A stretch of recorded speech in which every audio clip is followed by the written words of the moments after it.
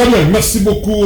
Mbote na bino sur Balandia, émission pesa ma quantité partout besoin mina kati République démocratique du Congo na pesi bino mbote esengo pona ngai ko bete bozali tellement ebele ba différents coins na moni déjà téléphone comme vibrer sur le tout na papa Moutei FM télévision nous sommes là na une nouvelle adresse FM télévision chaque jour du lundi au vendredi.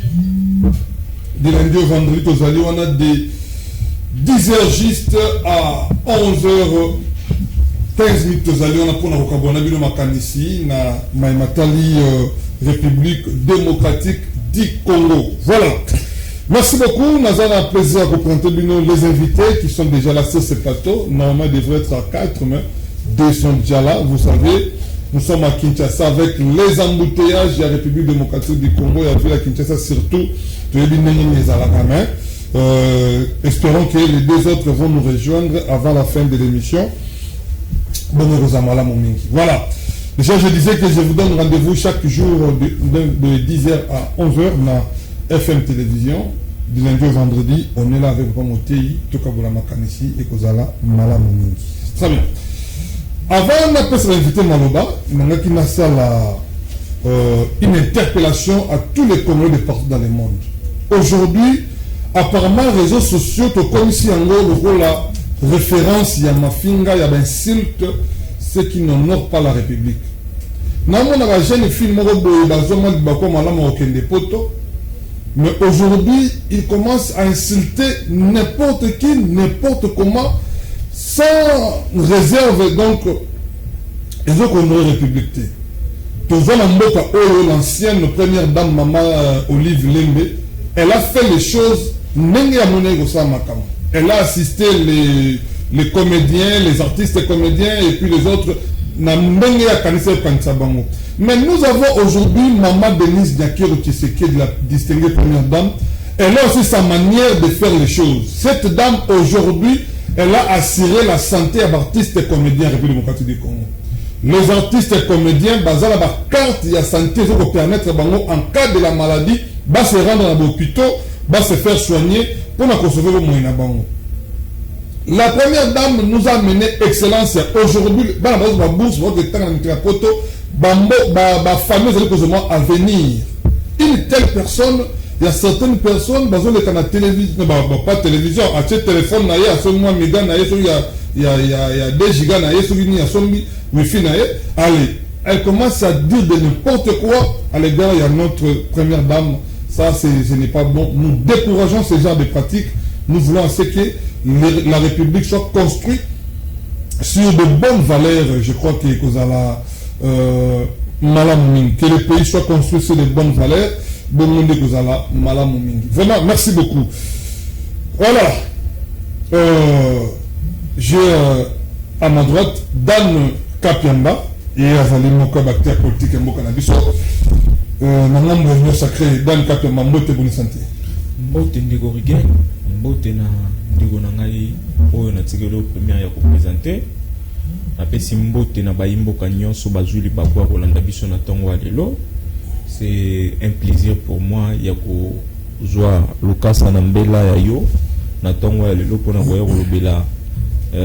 Mboka, on a fait toujours pratiquement Mikolo Moa et Belé, Autobanda qui collègue sur soutien dans l'éternité pour nous la Mboka, le toujours le Bakou.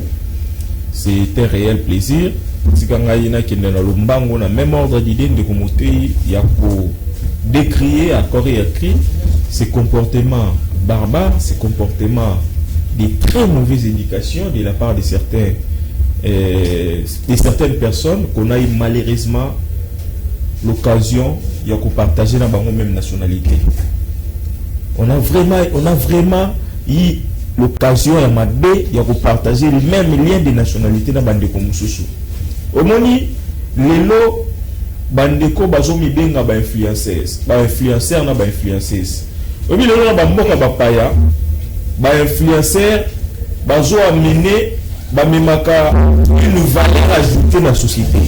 Dans la mboka misusu le Côte d'Ivoire, le Cameroun, le Ghana et consorts, on voit les influenceurs comme une valeur ajoutée dans la société.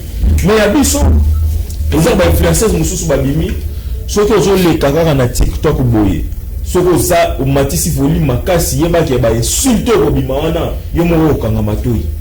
Et c'est comme ça les influenceuses congolaises na soni ko appartenir ko zala na ko partager même lien de nationalité na batuana.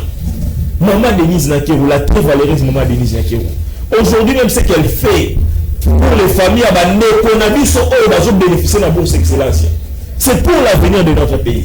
Bana bakotanga bakozwa mayele pour construire mboka na biso. Mais vraiment on a ba officine politique et j'apprends que ba service ya ancienne première dame sont derrière ça pour chercher à rivaliser ba action na bango passé na ba action Maman Denise Nakero.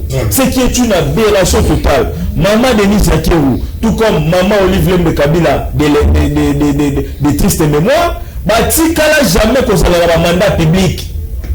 Ba s'ala ba mandat public. Maman Denise a un mandat au l'état pesaye. Ce qu'elle fait alors ça la mona ba propre moyen na yemoko. Donc elle n'est même pas obligée de faire ça. Mais au moment où mutu mo boye, comme on est mo kuta yeli koko mangote, même ces insultes là au bafinga la Maman Denise dans les réseaux sociaux, bafinga la autorité dans les réseaux sociaux, sur on peut se faire un papier boyna big ba komango ba koko mangote. Mais elle se prend les leaks tout simplement parce que un musicien mo boya longo lié a na njili na masina na umbu amenie poto, lobby a commencé na ba filtre. Je ne parle pas. Tel niveau il y a insuffisance intellectuelle. Mais aujourd'hui moi si oyo bolumbu na yo mobimba yo kela ngo kutu sonité lelo elle brandit toute la mauvaise indication. Il y a progéniture na yo mobimba pour déverser ça à une autorité na motoyo, même sur le plan académique, même sur le plan il y a niveau carabo social à l'échelle na musika. Donc on doit décourager ça encore et écrit et musika ba valeur malamu na société na biso. Merci beaucoup. Je prends des coups. John Imbelo, le président de son mouvement. John Imbelo, merci pour l'invitation et surtout que confiance au PCBiso ya kopesa makanisi na biso la PCP Mbote na bandi ko tozoka ba bango makanisi et na PC ensemble la population congolaise au bakozwa libaku ya kolanda biso na merci pour l'invitation. Très bien, merci beaucoup Nico John Imbelo. Je rappelle qu'il y a Zandi, moi ils en a 4 il y a 64. Non, ils en a 4 c'est 64. Mais non, non, mais na longa pona ke John a loin une sacré. na longa pona ke na. très bien, merci beaucoup. Voilà. Merci beaucoup Nico John Imbelo. Je prends Nico. Joël Ngindou, cadre la partie chère ya mwana mboka Christ Mukendi Kabemba, partie école Mbote bonne santé Ndiko Joël.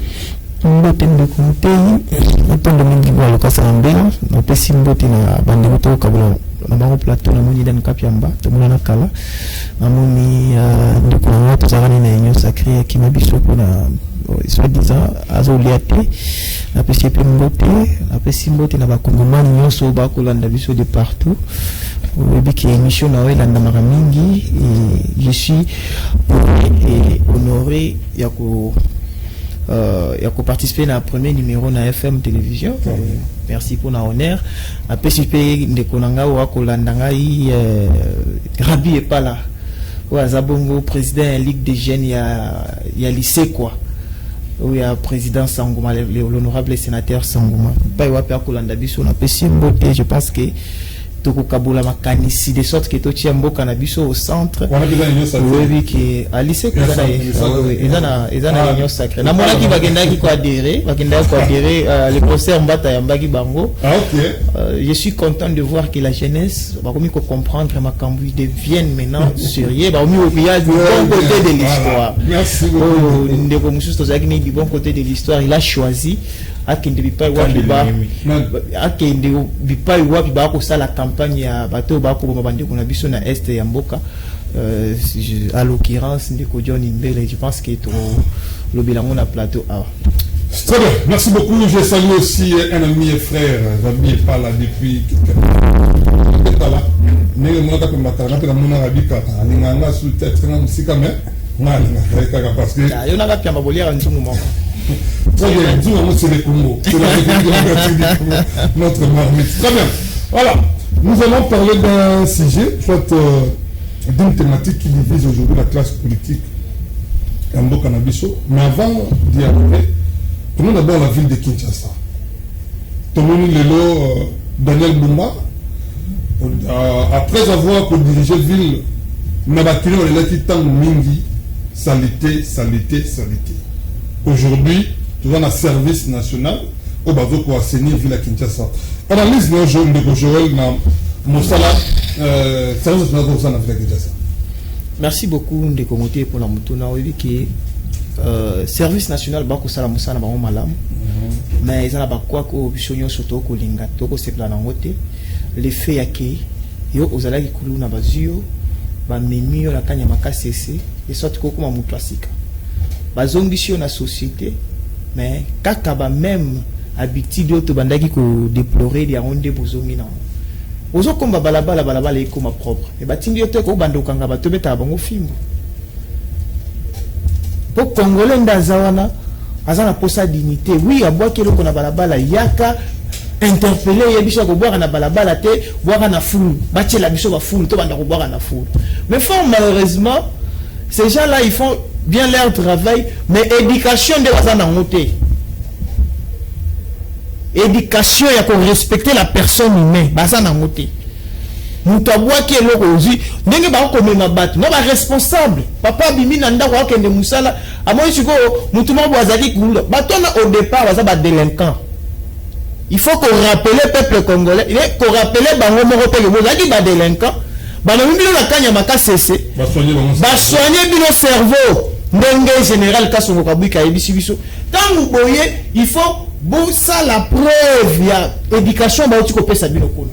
Il faut malheureusement ndeko motei donc on s'appelle na musala la moni Kinshasa le kaki na magasin na moni magasin comme propre na uti ko leka na bandal la moni penza bandal mo comme propre bazo nini avenue wana Kasavu boucher de mettre ba ko sokola ngo ezo lata nini langi ya sika mais siko tangu boko beta batu fimbulia c'est là où biso na bino to ko yokana te bosala musala na bino ndenge sengeli boyo kisabumba soni parce que biso to leka na ba itando ike to ataka bumba to ke bumba nazana à part kola la yebi lokote mais président merci abaleli moi sia sika le roi mobile abaleli moi sia sika pour bongisa mais bumba continuer ka kola la na moni azongisi contrôle technique nous sommes que ezaka na Kinshasa nde basala contrôle technique deux fois na année na sali ba recherche partout dans le monde contrôle technique de Aramba la moro mais ndeko bumba azongisi deuxième fois contrôle technique na ne moko et mongo ya contrôle technique ya liboso to yebi esika kenda kite bongo ko tarana nini e ko ta oui e kenda na ba nini agence ou ba nini ba atelier ba sala nini mais pourcentage ko tarana hôtel de ville mais on wana to yebi esika kenda raté bumba depuis qu'il est bumba depuis qu'il est gouverneur ya ville infrastructure ata mota tongi bandile ko tongama mbongo uti na gouvernement central mais ce qu'on mbongo ko tarana hôtel de ville kendara wapi bafuta kaka ba député na waki député moko alubi baza na 3 mois impayement mbongo na yeko kende wapi ndeko bumba na vice gouverneur na ye il faut ba yebisa biso sika mbongo ekendara mbongo ko tarana hôtel de ville chaque jour de le moteur pardon ko katara na silsa chaque jour bando na biso moto bafuta 500 francs. Tout ça, les calculs statistiques démontrent que dans la ville province de Kinshasa, nous avons 3 millions de motos. 3 millions de motos. 3 millions de motos. 500 francs et quota chaque jour. Bateau, va faire la taxi bis, va faire 1000 francs. Surtout ça, les calculs estimés, on dit, bon, on dans l'hôtel de ville, au moins 3 millions de dollars chaque jour. 3 millions de dollars chaque jour. Bon, on est Kendara wapi. Est-ce que ça mbongo vice-gouverneur kenda ko pesa bando na Equateur te? Non, eza mutuna. Na lebi te que ça yango. Eza mutuna. Est-ce que ça mbongo te organiser ki tournoi soki na Ngiringi? Pour donc comme la vice-gouverneur a ko sala ba action na fondation na ye ko le hôtel de ville.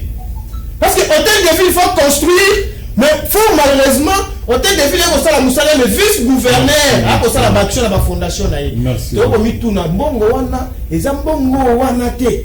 Très bien. Merci beaucoup ndeko Joël Ngindu. Voilà, zeka mituna ndeko Joël Mbelo musala service national na ville province ya Kinshasa. Kinshasa komi ko koma propre quand même, bandela mzo ko koma propre. Bandela oyo etongamaka banzela oyo pe gentiment ngobila tongaka atika na banzela oyo gouvernement central atongi pe na tango oyo ezokoma propre po ville jusqu'à tongi na nzela na été selon maloba ya ministre de finance ayesaka biso c'est le gouvernement central qui finançait tous les travaux dans la ville de Kinshasa. Merci Montari.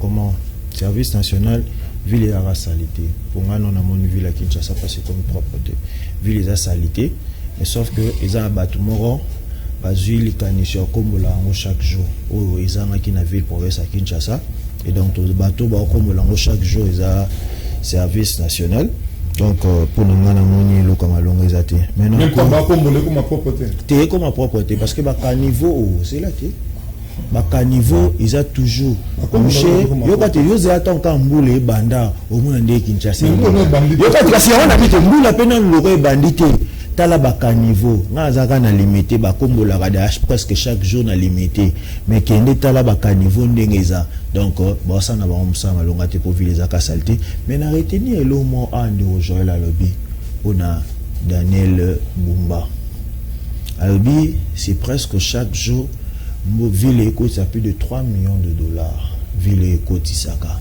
Ce qu'on a finalement voilà ce que nous avons toujours l'habitude de déplorer depuis longtemps que ces personnes, bangonyo so union sacrée, baza na incompétence morale totale. Parce que bon ils côté dans la ville, gouverneur en ça na alors qu'ils devaient ça la pour la ville par exemple ils ne sont pas en mesure de gérer les pays yango le lombo kana ils ont créé ba problème et belé pas le baka carrément bazo kokate parce que tant bozo finga mwana alors que mwana a outi pas tata bon ata bazo critiquer mwana alors que mwana zo ki bénédiction pas tata siko tata yo moko azo mona te que mwana azo sala mabe. Mais Tata Zali, chef de l'État, Tata Zali, assemblée provinciale. Et nous, on y est en le loba longolae. Tout va se kokati parce que Bumba mis quelque part. Tout parce que Azam Moutou a eu des pèses. Il y a mon baso Bomba. Donc, Bazala, clair pour nous lobake. Régime Oyabango, tout union sacrée.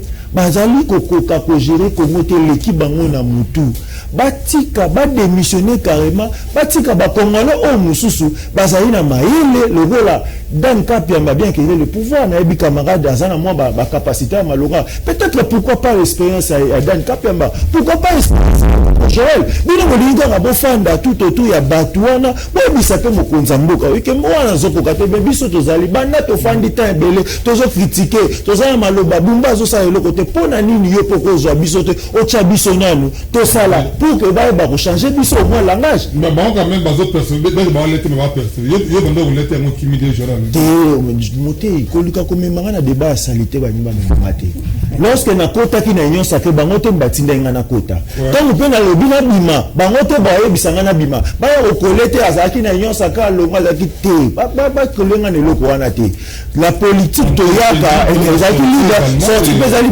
parce que na bima di poni pour na mona na mama longati on laisse qu'on a fanda na za kata pouvoir na comment critiquer sunga mo pouvoir te na comme rebelle pour na critiquer na ça ndenge mobeko likondi et pesibiso et seigneur bon na ça nini na longwa pour que na critiquer normalement donc balu ko yo sangisa bloc wana te important.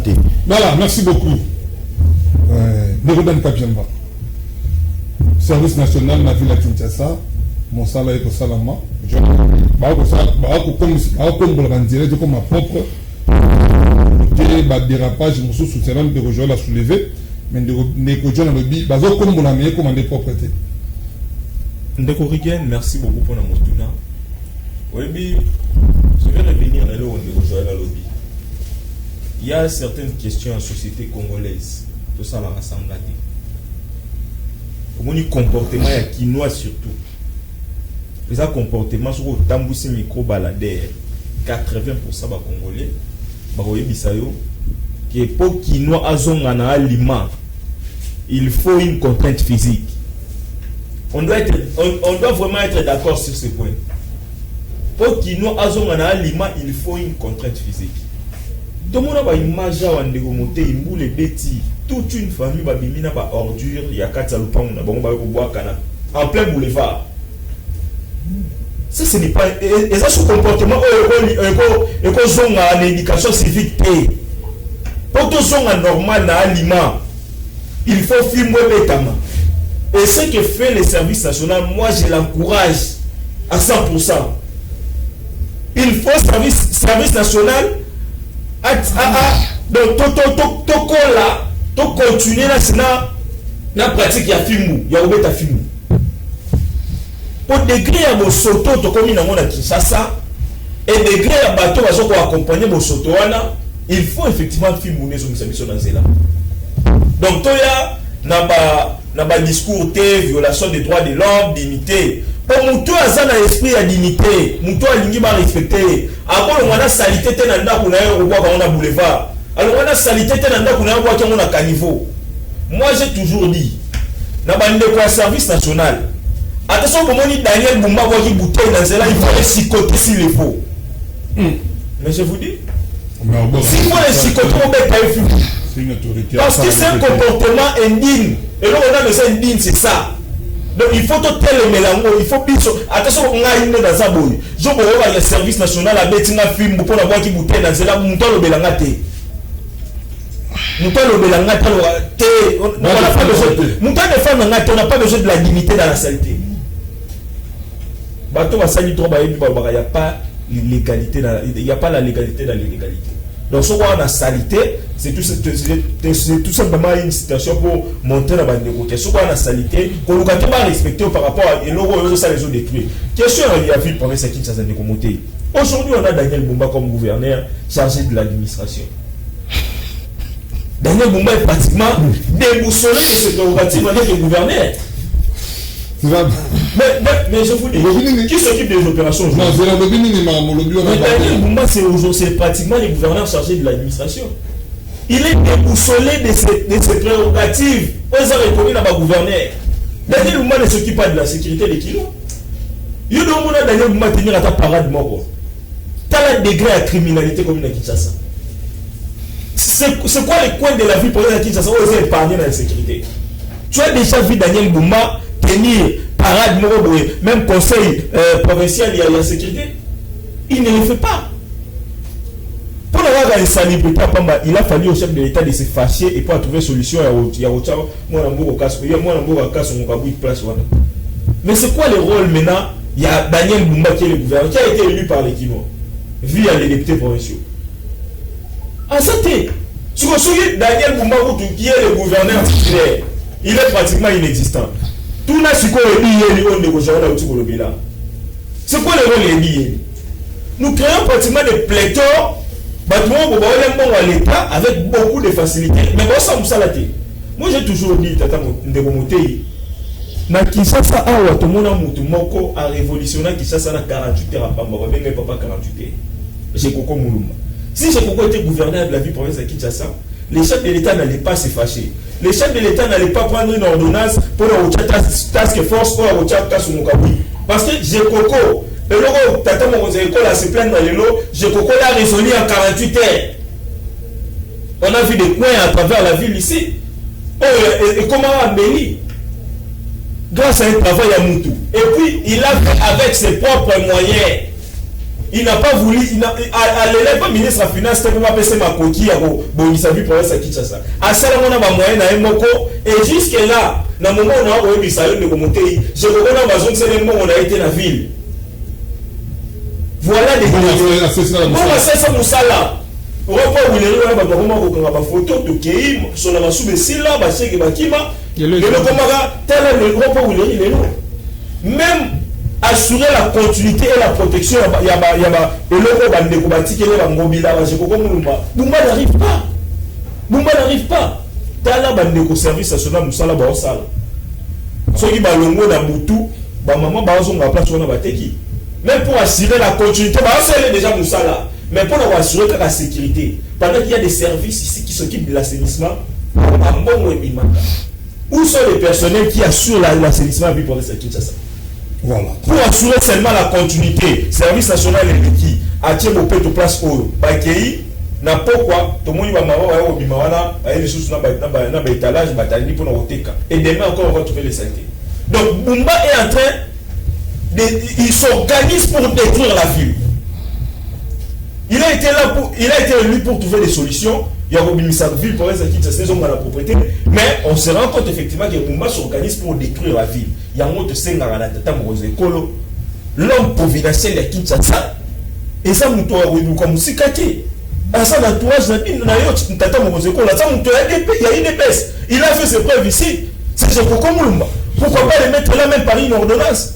Pourquoi pas donner instruction aux députés provinciaux de chasser rapidement derrière Mumba, qui est en perte de vitesse, qui est pratiquement déboussolé de l'eau la tête. Tous les travaux à Kinshasa, dans zéro, tout le monde a partout à la province de Kinshasa, et ça, à 100% financé par le gouvernement central. On a suivi le ministre de la Finance à l'Oubakiam. Donc, si vous Bumba a Salami. Voilà, merci beaucoup. Roland Bumba Salamo, à Taboche, Moutumo, sous mieux place au Salamo. Et brillamment. Voilà, les amis. Bumba était spectateur. Voilà, merci beaucoup. Bumba n'est pas un acteur, c'est un spectateur. Il possède comme nous. Merci beaucoup. Voilà. Merci Nicolas Kapiamba. Mais j'ai aimé quelque chose que vous avez dit ici, pour étaler service national. Moi, je pense qu'à l'époque, tout le monde a des heures de Kinshasa.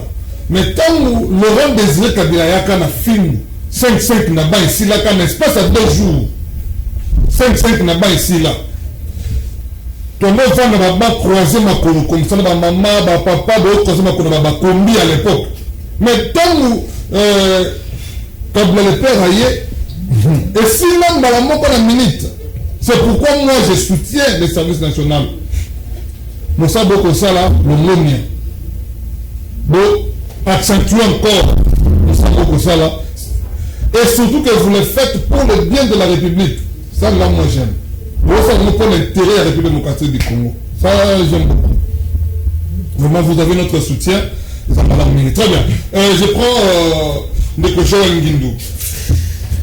Aujourd'hui, Ndeko Joël, nous parlons des dialogues en République démocratique du Congo, une nécessité politique, une opportunité, parce que le lot, il y a acteurs politiques, bingo acteurs politiques, Bokabo Libiso peuple.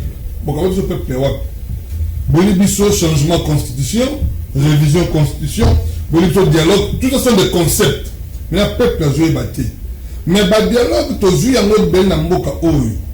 Est-ce que cette fois-ci, le dialogue sera une solution pour tout ce que nous traversons en République démocratique du Congo, ou encore le changement de la constitution n'est qu'au résoudre ma kamboto que les namboka nabiso? Merci beaucoup de commenter pour la Mutuna.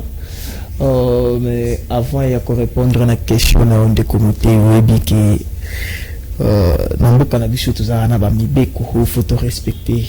Naebi Ndoudan Kapiamba c'est un respectueux des lois, mais je suis stupéfait ya comme moi qui a gotinda babeta ba tout fimbu to violer ba droits de l'homme et autres. Bon, donc je comprends.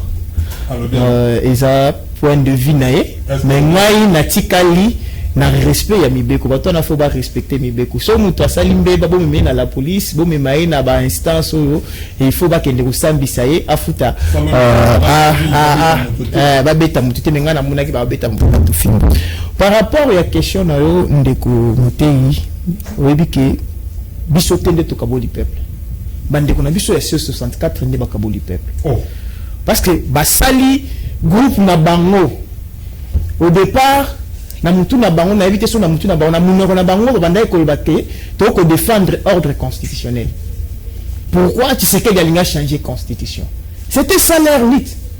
Mais faut malheureusement to la lutte la muki et commission to na dialogue te to marche le 15. Surtout que na dialogue te to marche le 8. Surtout que na dialogue te to marche boy. Like batu na biso o nde ba kaboli peuple lelo komi ba changer constitution te faut que la dialogue. Et pour eux on peut partir au dialogue après de changer la constitution. Pour la barre. On a 64. Mais Bolodio à lobby, c'est pas moi. Bolodio nous a expliqué tout ce qui se passe là-bas. Ce qu'il faut retenir est que Balomi kozala na opposition. Nous sommes là bango lelo et ça a instrumentaliser peuple congolais. Peuple a soutenir bango, ba tenir na dialogue pour ba contre la institution. Parce que nous avons même des voices pour promettre que non, ceux qui vont attaquer vos salis, ils ont comme DG.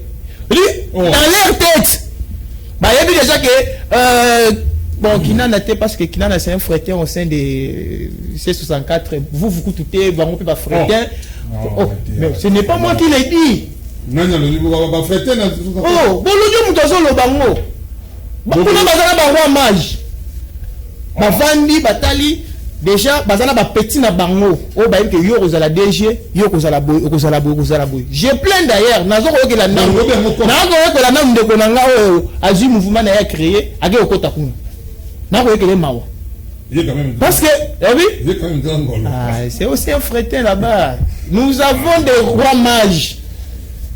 Baza 5. Bolodia c'était qui bango. Fayulu. Tozana les monarques de Kingabwa, Tozana Sesanga, Tozana Matata Pogno, Matata Pogno, Tozana Moïse, oh les juifs Lazare, Moïse Nini. Moïse Katumbi. Moïse Katumbi.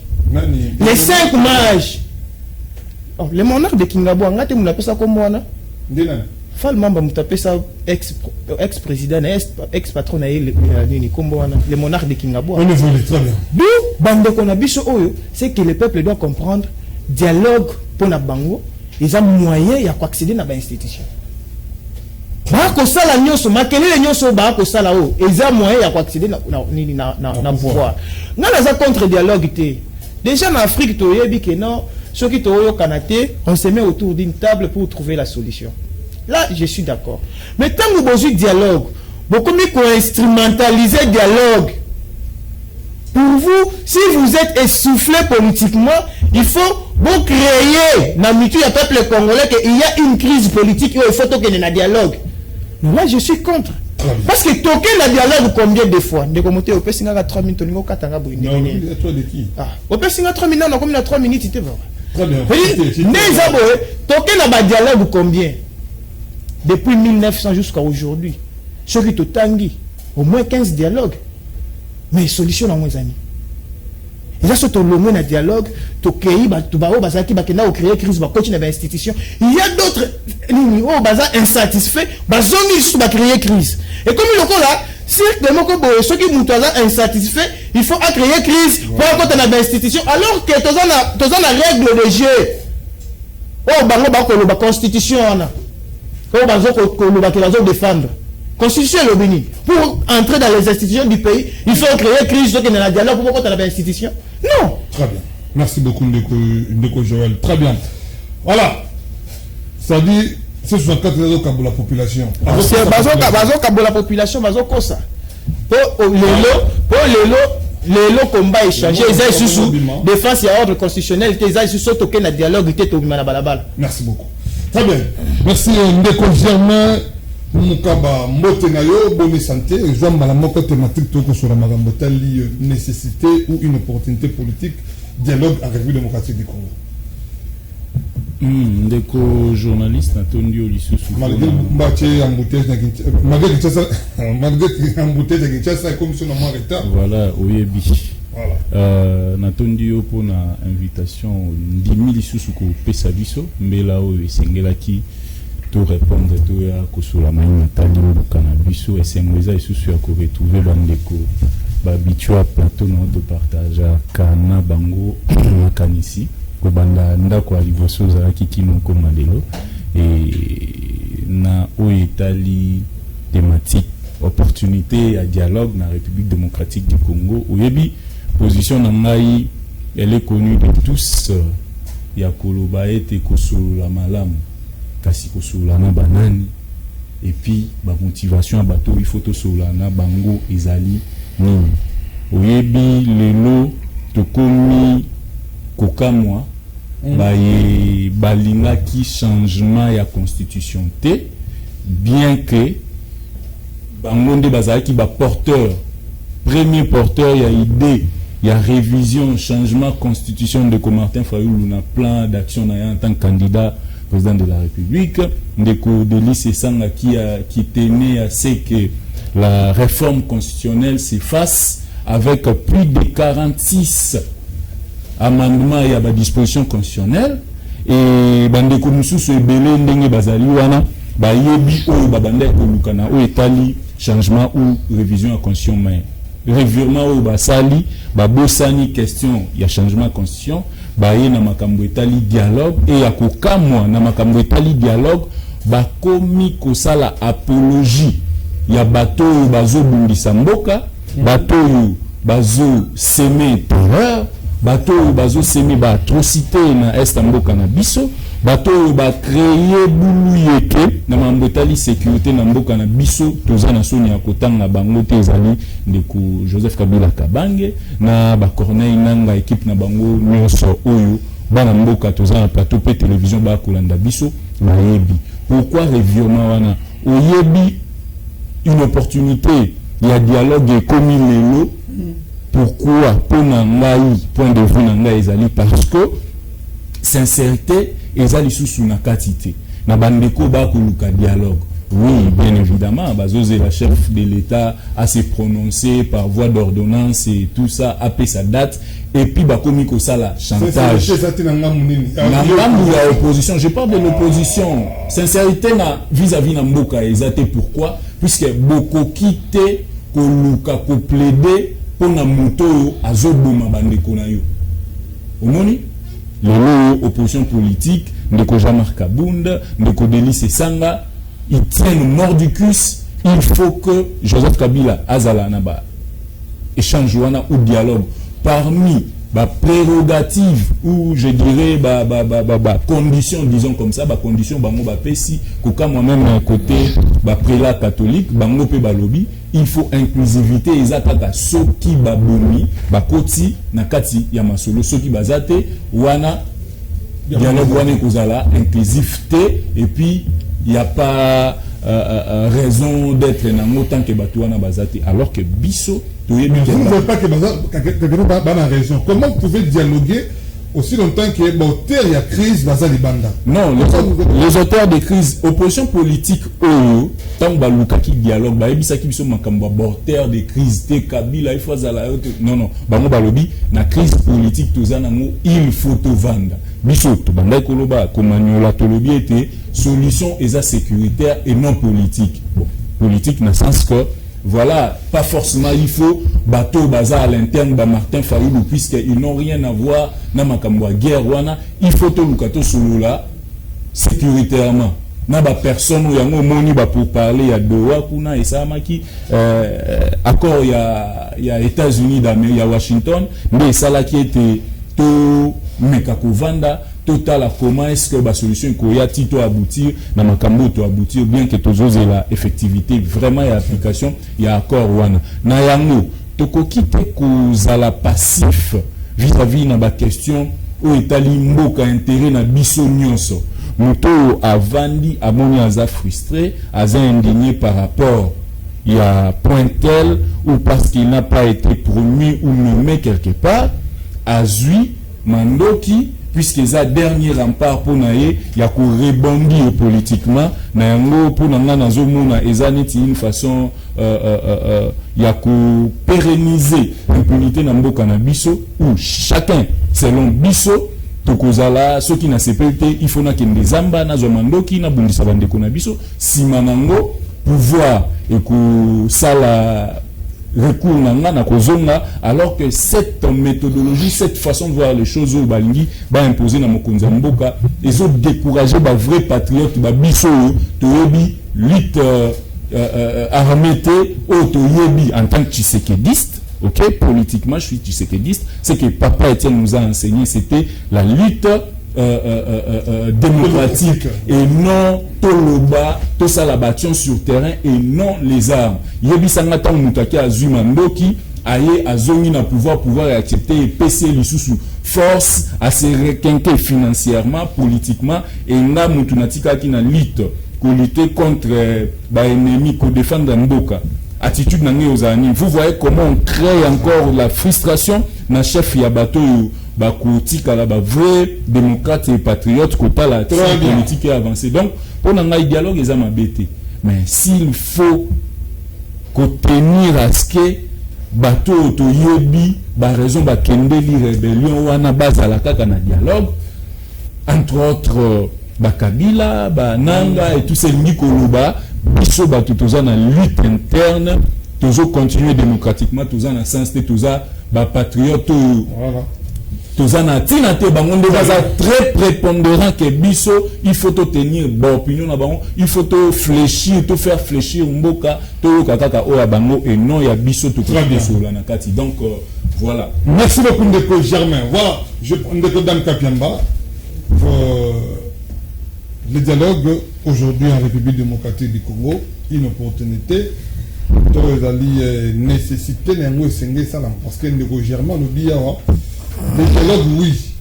En tant qu'Africain, on peut toutefois dialoguer tout sur le nas comme Abézato Bongissa. Mais sur le nani, pour naïe, les rebelles, Safou, Nanga, tout ça, ils ne peuvent pas prendre part dans le dialogue.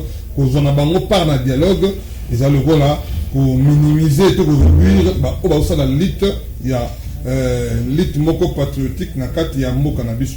Je crois. On en a eu autant, mais apporter la biso mini et absolument rien. Absolument. Merci beaucoup de Gorigen.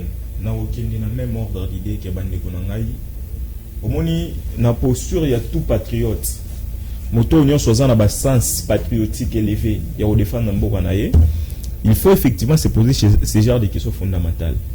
To dialoguer pour un objectif nini et puis to dialoguer na nani. Parce qu'il revendique quoi aux républiques arrachées. Ceux qui te se posaient des questions fondamentales, et puis avec un esprit de sérénité, tu as abouti à ma conclusion à Malam. Et malheureusement, depuis que tu as un dialogue, on a 5 ans. C'est, je ne sais pas moi, 64. Tous les niveaux de revendiquer un dialogue, personne ne se pose des questions fondamentales. C'est tout simplement. Vous êtes sûr? Mais je vous dis, Batoubazo se posait des questions fondamentales. Les chefs de l'État avaient d'ailleurs, tant qu'on le en dialogue, les chefs de l'État étaient restés ouverts dans Mambo Italie dialogue. Alors il va dialoguer, mais avec des conditions que lui-même il avait établies en amont. Tout le monde a 5 ans à gesticuler pour chercher les gens. Oh, balonga qui s'assan de Komotei. Au moment où le temps tombé dans ma dialogue, Nena Utigoloba. La question fondamentale est en raté. Prenons ces acteurs de manière isolée. Na bandeko mususu lelo bazana ngambu ya ba ennemi.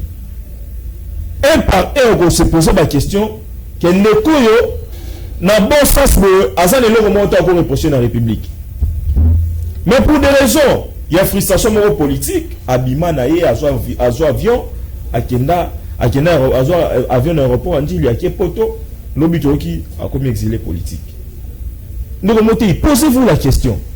Nous trouvons cette Kikoun, qu'est-ce qu'il a à reprocher à la République? Qu'est-ce qu'il a à reprocher à la République? La mégestion, il peut reprocher la mégestion. Ceux qui sont là ne reprochent pas la mégestion. En quoi il est devenu indispensable de Konangaï John Imbele?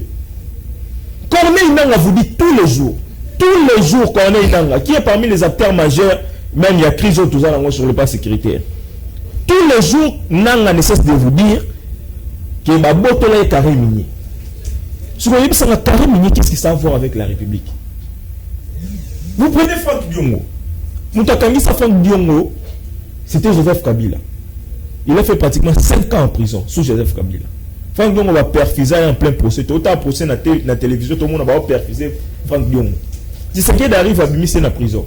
Tshisekedi donne Franck Diongo $500,000 après emprisonnement. Je vous dis $500,000, j'ai des preuves dans l'Oba.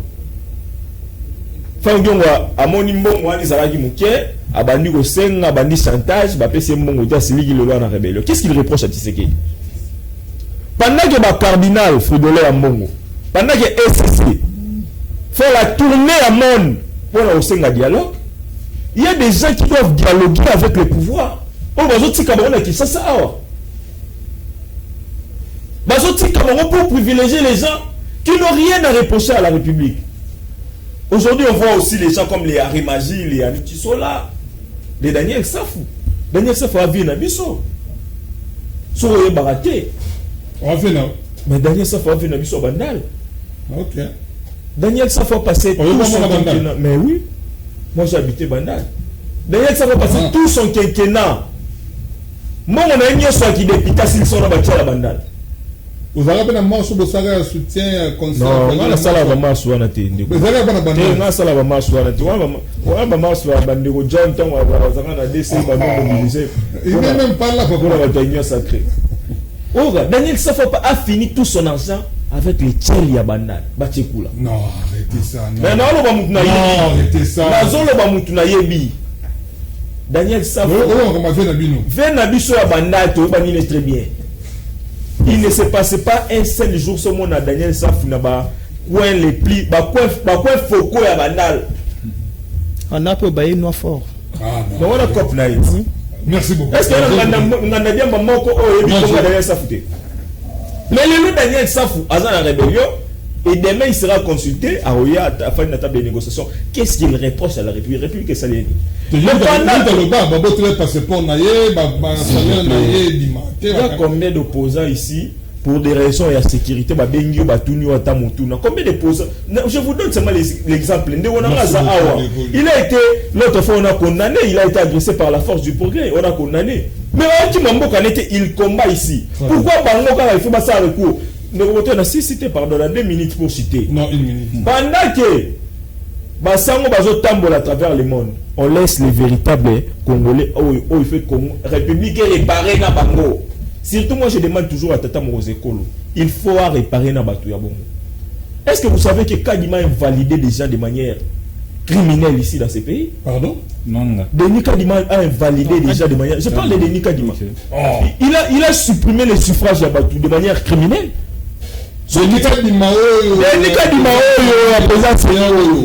qui appelait le chef de la République politique pendant que les peuples avaient déjà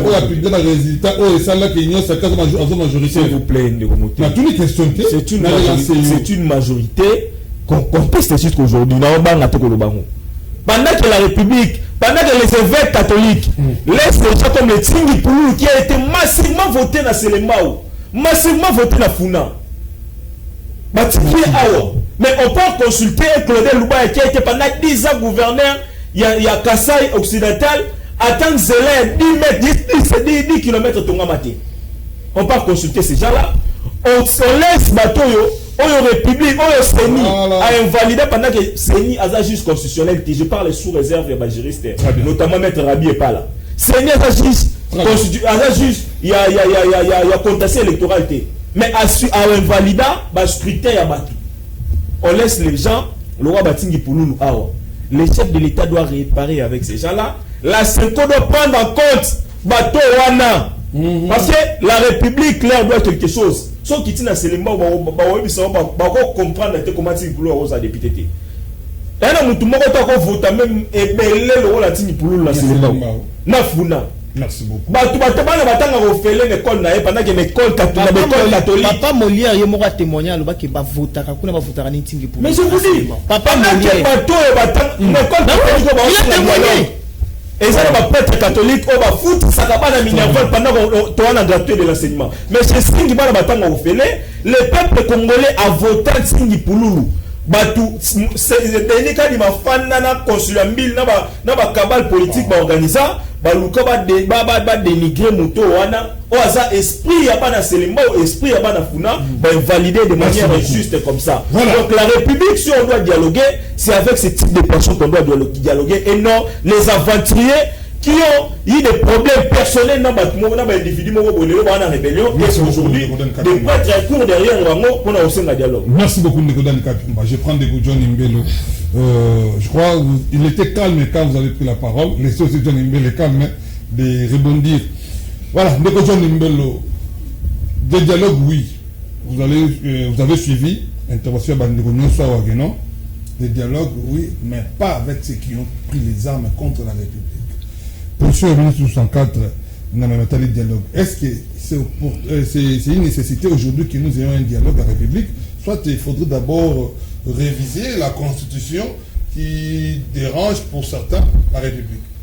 Merci Moutei pour la parole au Pessima.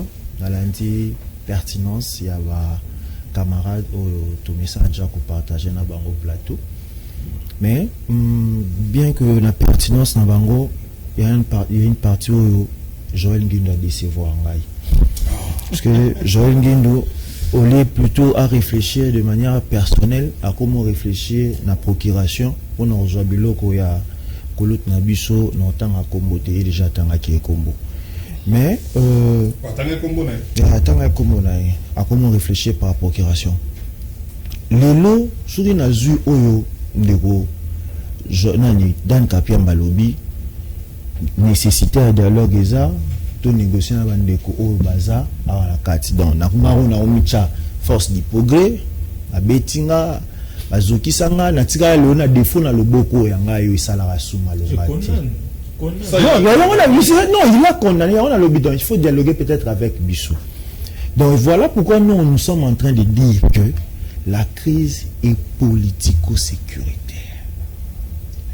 Donc, comme la crise... C'est une crise politique. Oui, mais quand il évoque des problèmes de gestion ici avec le gouverneur à ville province à Kinshasa, cause à l'élection, plusieurs marambezans à Kati. Il faut tous se retrouver autour d'une table pour que tout soit là. Mais la C64 n'a ni demandeur, ni même preneur du dialogue. Oui, là, mon cher.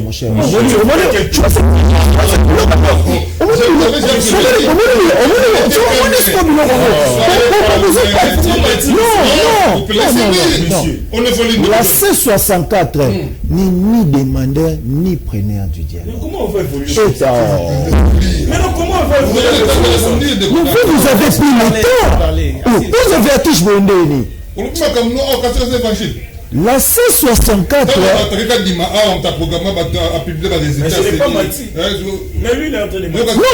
je dis ce qu'il veut. La C64 n'est ni demandeur ni preneur du dialogue. Parce que la C64 est bon juste pour un respect à ordre constitutionnel. Tout ça, les sitting n'a vu faire les 12. Baboni Batou. Là, il n'y a pas de sitting, on a condamné. Il y a les 12. Au force du pouvoir, les nouveaux qu'on a se sacrifier. Le régime a eu peur. Le président a béni général Ndachimi Mbangu. Yaka Bengelanga validé la coalition, c'est 64 à Bokende Kosolo. Donc c'est le pouvoir qui cherche le dialogue. Oui, non. Le général Ndachimi a béni coalition. Et validé un habit sur la pays.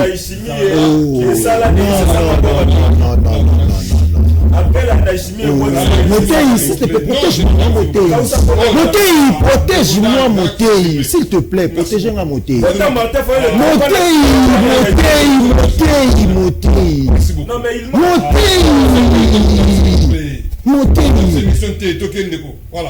Le général Ndachimi a bengi balida ya coalition C64. Voilà. On a accepté l'invitation en général sous demande du président de la République. Tout qui pas général. Le général a fait ce schéma, il y a dialogue.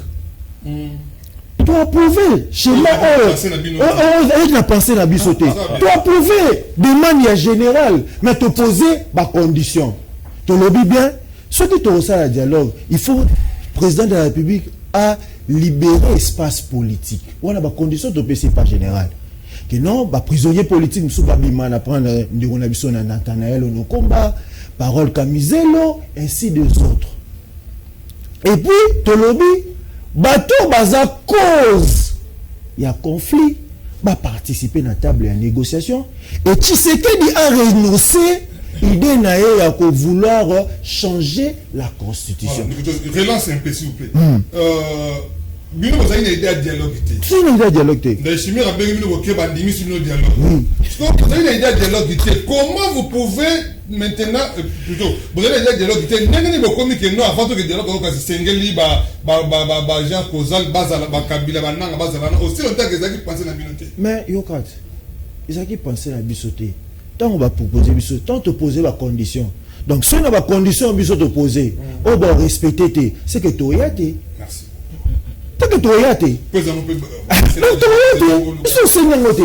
le général biso tozongi tosali communiqué fida après kozonga ya balide président de la république abengi su basango yebi nde bandeko na biso oyo batreta basango baene banane botu batreta bango nyonso ya mabe bakalifie basango nyonso bazonde monseigneur chole babisi akeka kobala tous batreta bango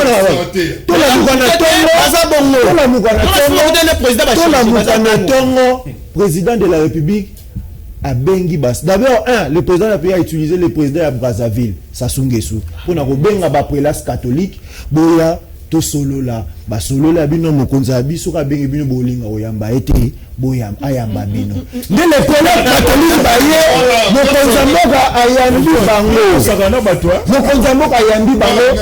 Apesi bango schéma ya dialogue.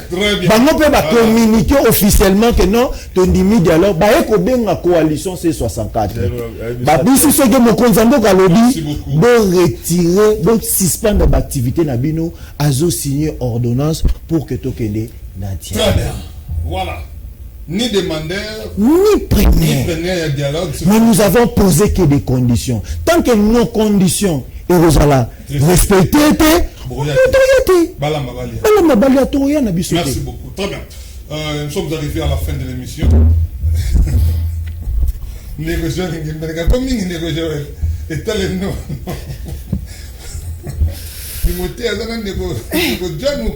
Voilà, je donne 30 secondes, prenez 30 secondes, mot de la fin, s'il vous plaît, Toshité tourne sur l'émission. Je commence dans l'écho Germain, je vous donne 30 secondes, et vous aurez aussi 30 secondes. Ne dérangez pas, s'il vous plaît. Merci beaucoup. On est venu d'écho. Tu es de déranger. Très bien, on est venu d'écho Germain.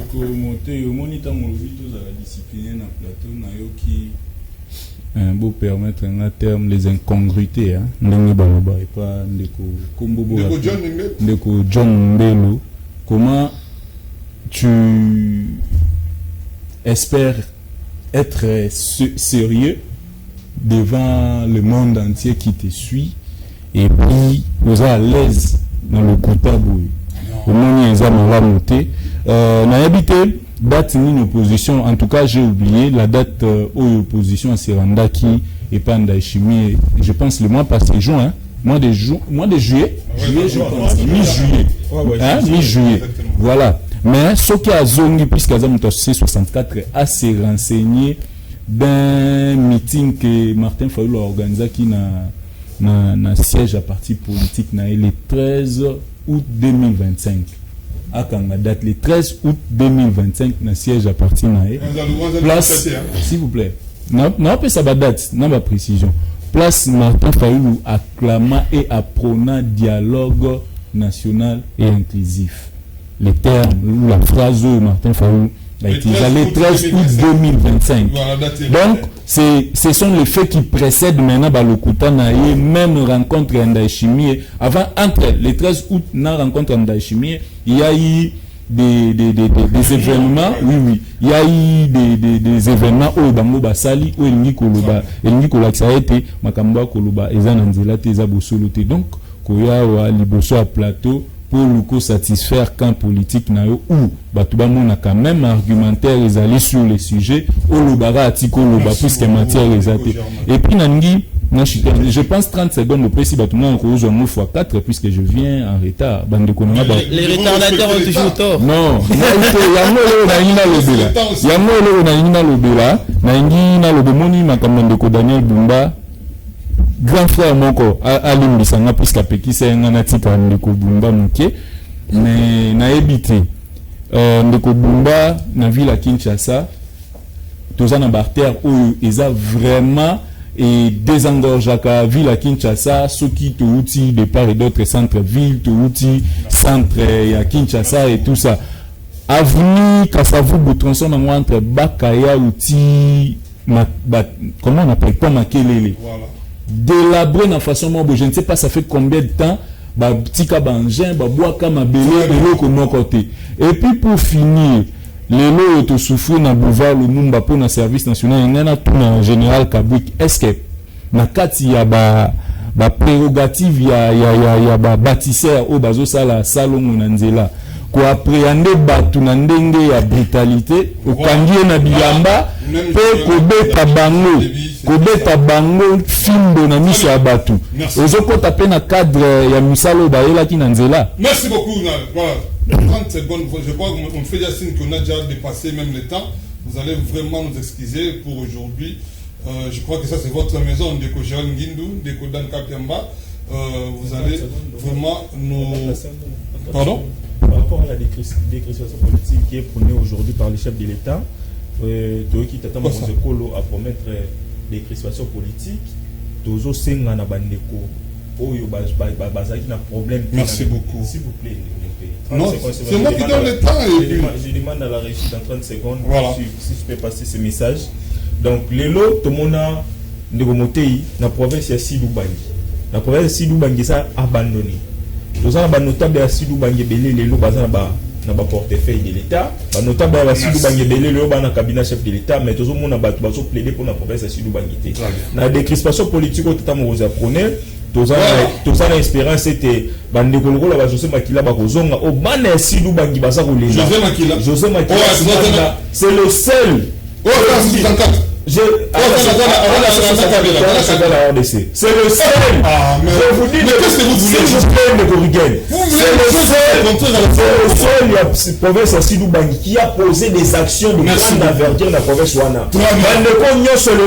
La province à Sidou Bangi va gagner un poste de responsabilité. Merci beaucoup.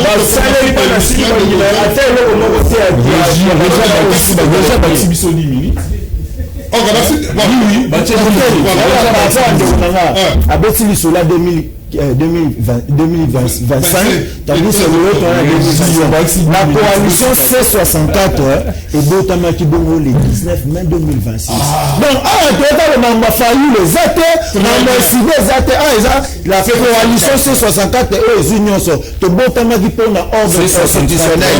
Donc, C64 assez de Botama qui a un leader naïe, mais tandis que le leader est constitué dans le comité.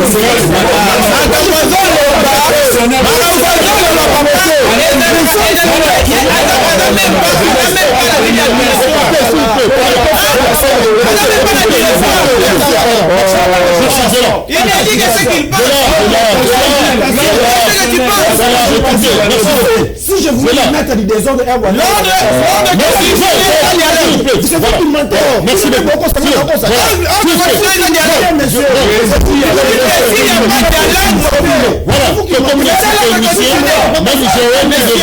j'allais se prendre 30 secondes, je laisse arriver à la fin. Non, c'est la suite. Nous sommes obligés. Déjà, Pierre, tu nous dis. Très bien. Merci de me dire.